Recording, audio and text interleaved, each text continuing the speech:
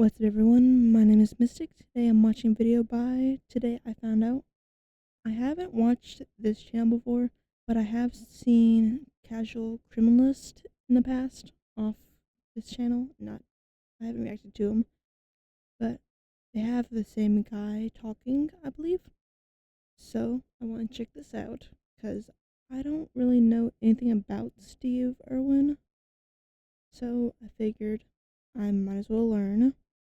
The legendary legend, the heartwarming life of a crocodile hunter. Let's get into it and check out their video down below, like and subscribe, all that good stuff. Let's get into it. If they're biting you, you know you've got them. This is one of countless colourful quotes from Steve Irwin, a nearly unparalleled ambassador for wildlife known across the globe simply as the Crocodile Hunter. A title it's hard to argue Irwin didn't earn, and then some, with footage of the man himself manhandling crocodiles the length of cars abounding. But here's the thing.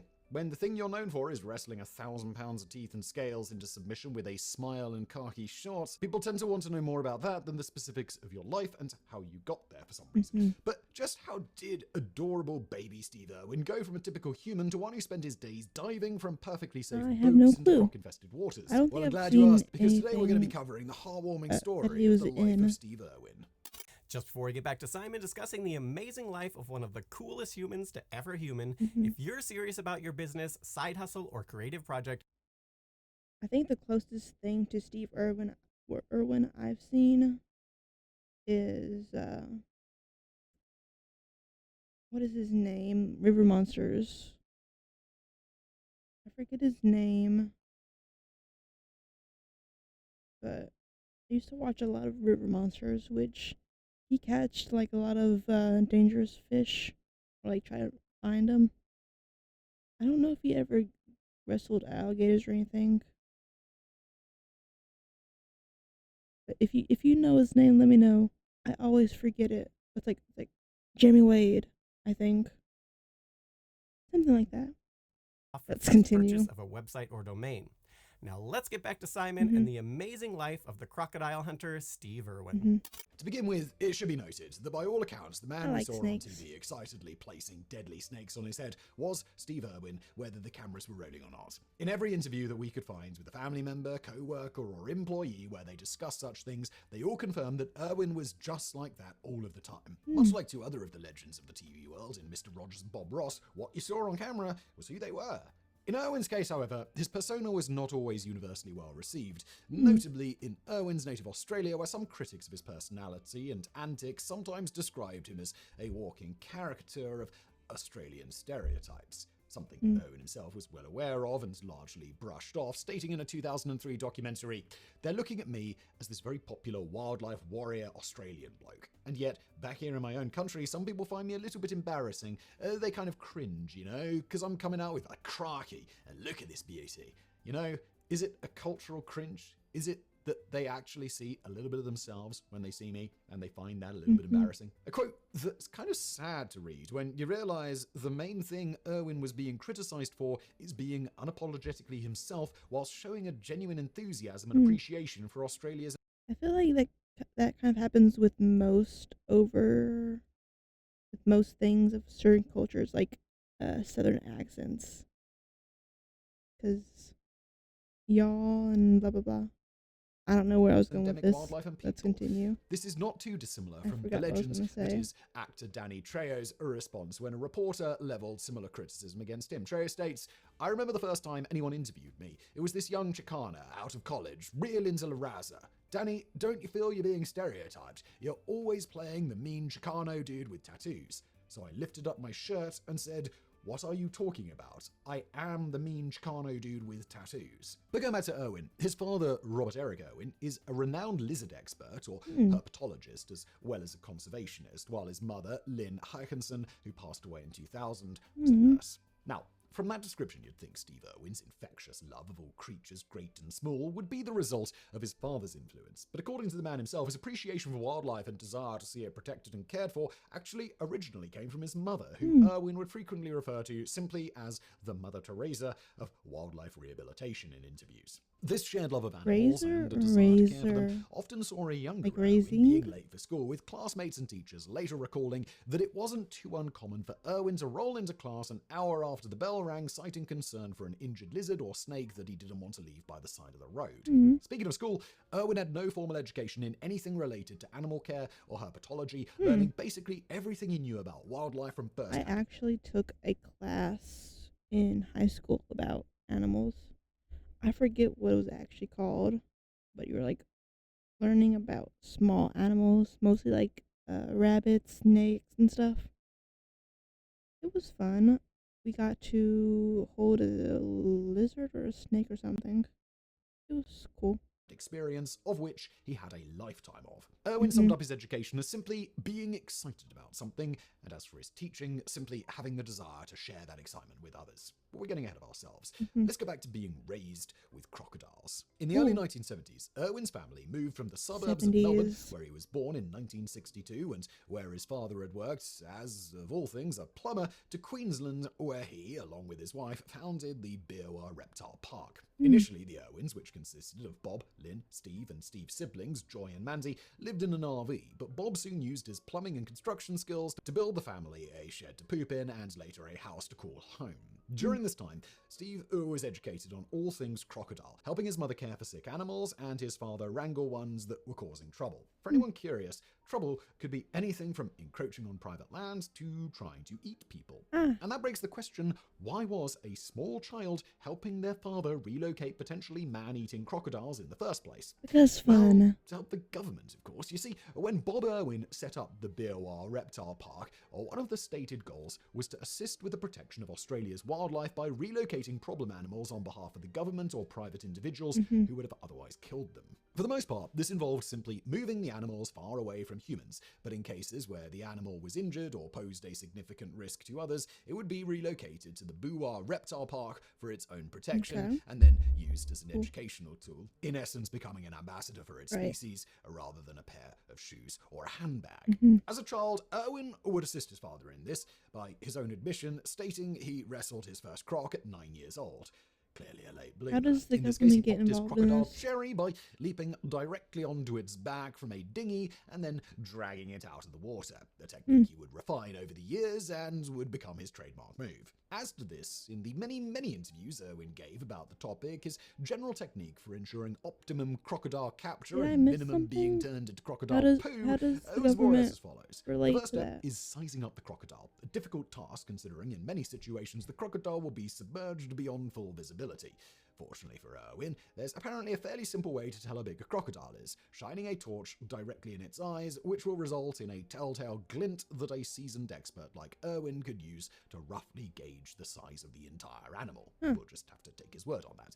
Erwin further stated he'd generally only attempt to single-handedly capture a crocodile under 6 feet in length. Why? Well, past that length, he'd be unable to fully control the tail, which on larger crocodiles can strike with the force of a leathery organic sledgehammer when the animal is thrashing about, which it's obviously going to do when someone leaps onto its back. Thus, if it were larger than that, Erwin would instead opt to lure the animals into a specially constructed crocodile-shaped cage with food before subduing it, or if the animal needed to be restrained then and there, getting a helper, usually his wife, Terry, to focus on restraining the tail while he grabbed the more dangerous end. On that note of their partnership, not just at home but at work, Terry would state, "We don't drink, we don't smoke, we are actually in love and happily married. We love our little girl. We go home to each other at night, and we believe in what we are doing." Say my husband had a dangerous job, but I wasn't with him. I don't know how you go, "Oh, honey, how was it with the police department today? You got all your fingers and toes today?" It would scare me.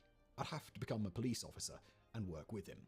I couldn't do it. Going back to the more dangerous end of the animal, Erwin's second crocodile wrestling tip was to immediately seek to force the creature's mouth shut, which is apparently relatively easy, as while the muscles used to close its mouth are incredibly can't powerful, open the ones that used well. to open it are relatively weak. So weak, in fact, that a typical man could forcibly keep the jaws shut with their bare hands, provided they also possess the necessary set of lead-lined balls required to actually leap onto the crocodile in the first place. At this point, depending on the size of the animal, it can be further restrained by either the person wrestling it or a helper, which generally involves binding the creature's mouth and or legs. Alternately, you can simply lie atop the crocodile until it tires and mostly gives up, allowing it to be maneuvered more easily. This was a technique Erwin would adopt with particularly large crocodiles, usually employing an entire team to dogpile the creature until it was fatigued enough to be handled without risk of injury to itself or to those trying to help it. As mentioned, Owen was entirely self-taught when it came to handling crocodiles and other similarly deadly creatures, and many biographies of the man and interviews with those who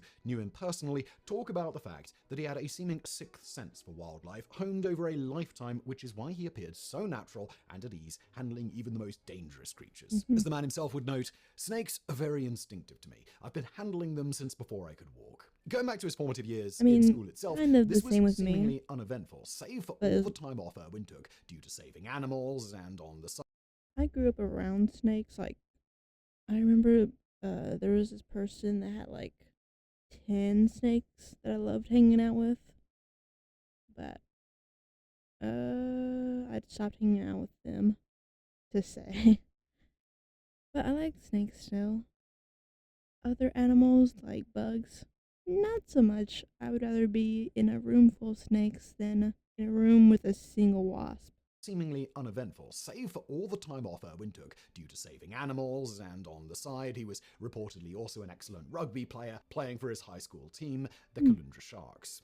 As you could probably guess, given that Erwin wrestled half-ton crocodiles for fun, he was apparently pretty good at tackling and bringing down humans as well. This isn't to say that he was impossible to beat, though, and there is a popular story told about the time Erwin visited the training grounds of the Brisbane Broncos and run afoul of one of the most dominant players the sport of rugby has ever seen, Shane Webker. Erwin asked if he could attempt to tackle Webker to see if his skills wrangling crocodiles would translate to wrangling a beast of a man.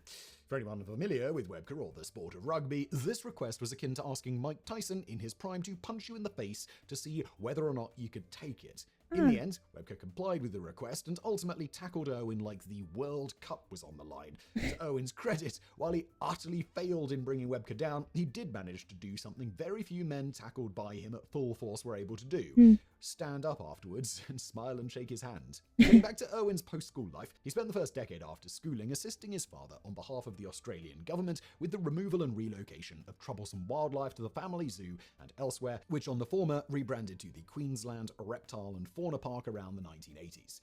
During this period, Erwin also became something of a local celebrity by taking part in the crocodile feeding shows that became a staple draw of the Beerwah Reptile Park.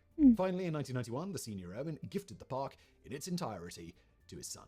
Shortly after assuming ownership, Erwin met his aforementioned future wife, an American named Terry Raines. According to Terry, who at the time was a conservationist with a specific interest in the care of predatory animals, she first met Erwin whilst visiting the Queensland Reptile and Fauna Park after hearing about the park's conservation efforts, which of course piqued her interest enough to make a point of visiting the park as part of her trip to Australia to learn from the man himself.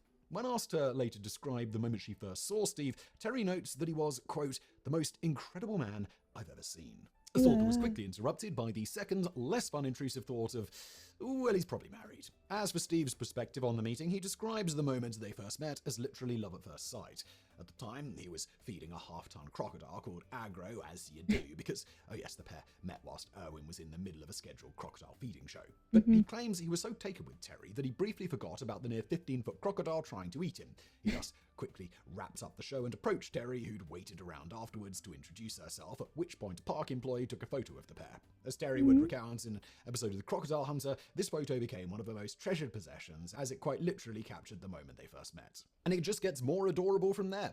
For the rest of the story, we turn to Terry's autobiography, in which she explains that while their first meeting was where the spark between them was created, she was unsure if their attraction was mutual. A few days later, Erwin invited her to return and see some of his team's conservation work firsthand. Smooth.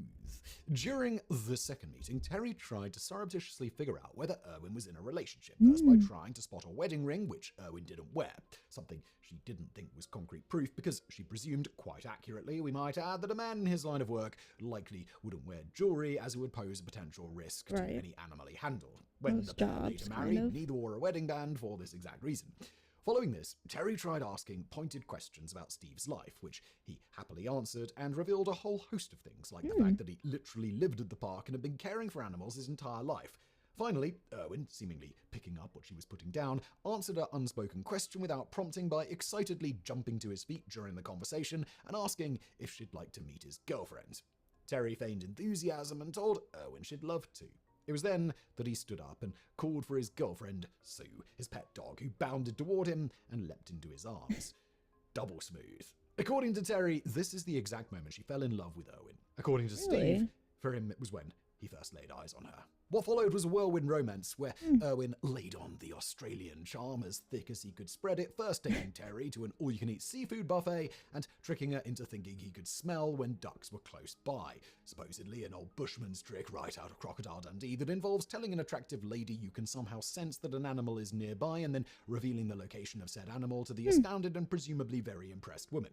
Owen would later admit to Terry that he couldn't actually smell ducks at all and that the restaurant he'd taken her to was near a duck pond that he'd played at as a child. Needless to say, in the face of this beast of a man with a heart of gold and moves that make even the most hetero of males want to have his babies, Terry didn't stand a chance, and Steve was by all accounts just as impressed with his new counterpart. The pair were engaged within 4 months of meeting and later married in Terry's home state of Oregon before returning to Australia. One noteworthy thing about Owen's marriage is that it is one of the few times in his entire clothed adult life that he didn't wear his trademark khakis, opting to wear a tuxedo instead. In search of other instances where he wore literally anything else, because we're nerdy like that and not because our team of authors totally have a thing for Owen, resulting in the necessity for a pact to clear each other's search histories in the event of our deaths, it was for science, no other reason. In any event, we scoured more hours of Steve Irwin's footage than some might say was warranted, and we could find only a single other instance where he's not wearing those khakis. A 2005 interview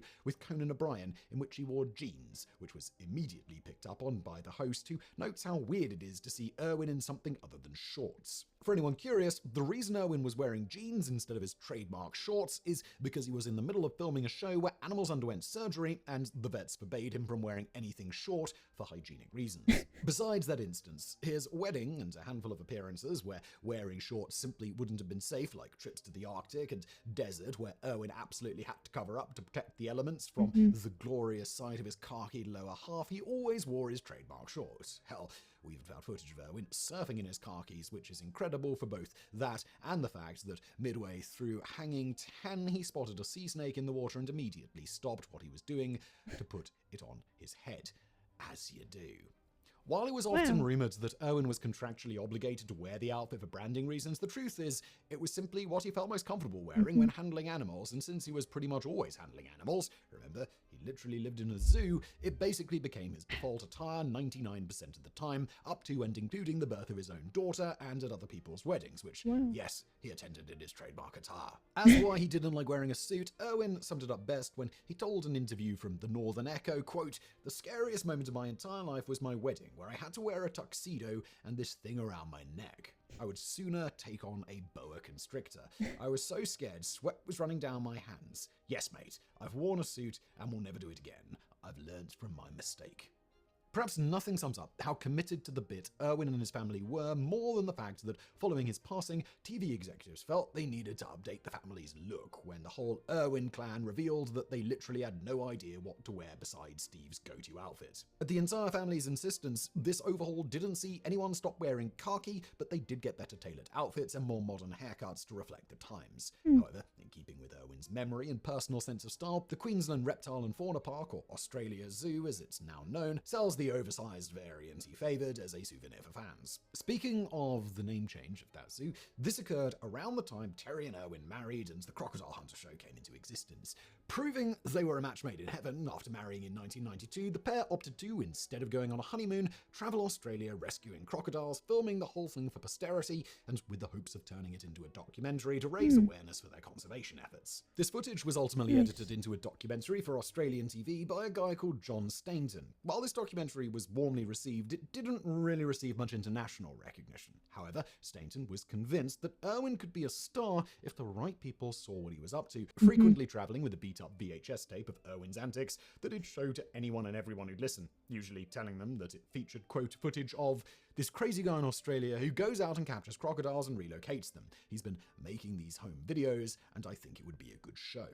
As a reminder, the tape Stainton was talking about was Irwin's honeymoon. In any event, a copy of this tape eventually caught the eye of the Discovery Network executives in 1996, around the time that they were toying with the idea of launching an entirely new channel that revolves solely around animal-themed programming, Animal Planet. To test out whether Irwin would be a good fit for a show of his own, Discovery sent a small team of cameramen to Australia to basically just follow him around during his day-to-day life and see what they could capture, as well as to size up the man himself. According to most everyone who took part in this test, it was clear that Irwin was born to be in front of the camera, and his natural charisma and genuineness that had won over the heart of his wife was immediately evident to all. As for what they shot, the nature of Irwin's work resulted in such a wide variety of footage that some of it ended up being used seasons later, and a large amount was directly the result of Irwin just being himself.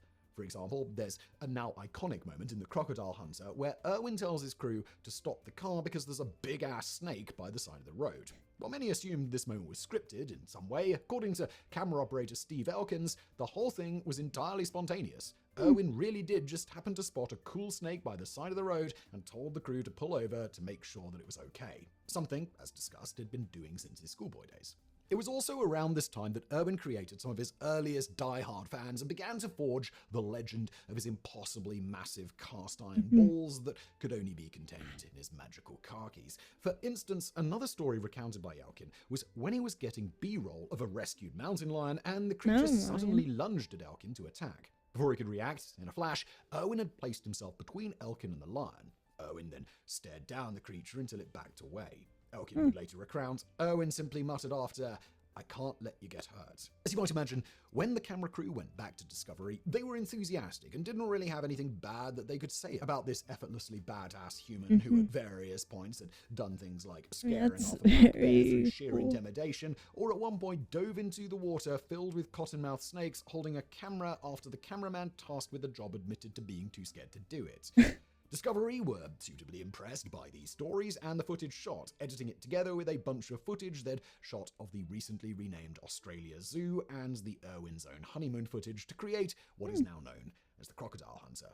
The show was an immediate hit, catapulting Irwin to international superstardom, which he was always humble about, expressing in interviews that his only goal was simply to raise awareness about wildlife and its conservation. This isn't to say that Irwin didn't profit from the show or his countless TV appearances, and of course, his big screen debut in The Crocodile Hunter Collision Course, with Irwin having an estimated net worth of about $10 million at the time of his death, although noteworthy, much of that was tied up in real estate, and in particular, the Australia Zoo, which was also, remember, where he also lived and owned outright after being gifted it by his father in the 90s. Despite a rather sizable net worth, Irwin enjoyed few of the trappings of wealth you'd associate with a massive internationally recognized star. To quote the man himself, "I don't need a Ferrari, or a Rolex, or a gold-plated dunny seatmate. I live in a 3-bedroom brick home that I've always lived in. Every cent we earn from the Crocodile Hunter goes straight into conservation." Irwin's commitment to this ethos was such that even the massive fees he could command for appearances and cameos in other projects were generally donated to either a charity of his choosing or funneled directly back into Australia Zoo to fund it and its various conservation efforts. For example, Irwin is known to have licensed his image to the Australian government for use on posters to raise awareness about the country's quarantine procedures, with all funds for this going to various animal-related causes. The same is true for other commercial endeavors Irwin took part in. As a brief aside, one of the more obscure fundraising efforts Irwin hoped to take part in was a charity fistfight against another celebrity. You see, Irwin was a big fan of combat sports, to the point that his personal bodyguard for many years, yes, the man who wrestled crocodiles had a bodyguard for some reason, Carl Noak, was hired purely because he had a background in martial arts and Irwin wanted someone to teach him. And who better than the man he was literally paying to follow him around all day. In any event, according to Noak, Irwin was a natural at fighting, and eventually he was hired to be Irwin's full-time trainer rather than his bodyguard, when it became evident that the man who suplexed half-pound crocodiles for a living and was otherwise beloved by most humans probably didn't need help defending himself. During this period, Irwin repeatedly pitched the idea of a celebrity MMA match to producers and television execs that he could bend the ear of, with all the proceeds going to charity. However, the idea was shot down every time as they were worried Irwin would get hurt. Remember, these same executives were paying him to take part in a show where he routinely put deadly snakes on his head. Irwin, nonetheless, kept up with training and even got as far as pitching some names to execs, one of which was Wesley Snipes, after Irwin learned that the actor was similarly a keen martial artist. This time, the idea was ultimately scrapped when Irwin learned he was half a foot taller than Snipes. Irwin was 6'2", Snipes stands at 5'9", and deemed that any fight wouldn't be fair. Yes, you heard that right. Steve Irwin literally turned down the chance to fight Blade because he didn't think it would be Who's fair. Blade? For Blade. Another name floated by Irwin before. Another name floated by Irwin before the idea was abandoned entirely was Vin Diesel, who stood closer to Irwin's own height. Diesel's around 6 feet tall and had similar action movie chops. According to Noak, Irwin went to see Vin Diesel vehicle The Pacifier multiple times purely to size up Diesel before he was finally convinced to drop the idea by executives and go back to supposedly safer pastime of wrestling crocodiles. And that was basically what Irwin spent the rest of his time doing between various media appearances until his untimely death in 2006. According to those present, when Irwin was fatally struck in the heart by a stingray whilst filming footage for a documentary on the Barrier Reef, his last words were quite fitting for a man as genuine and plain-spoken as Irwin was. He simply stated, "I'm dying, mate." The outpouring of grief following Irwin's passing is hard to quantify. But as a final thing, we think sums up his life, and the kind of man he was, is that Irwin's father, Bob, upon being offered a state funeral for Australia's favourite son, turned the offer down, telling the Australian Prime Minister that his son would much rather be remembered as an ordinary bloke. Irwin was ultimately buried in a private service in the one place he felt most at home, the Australia Zoo. Thank you for watching.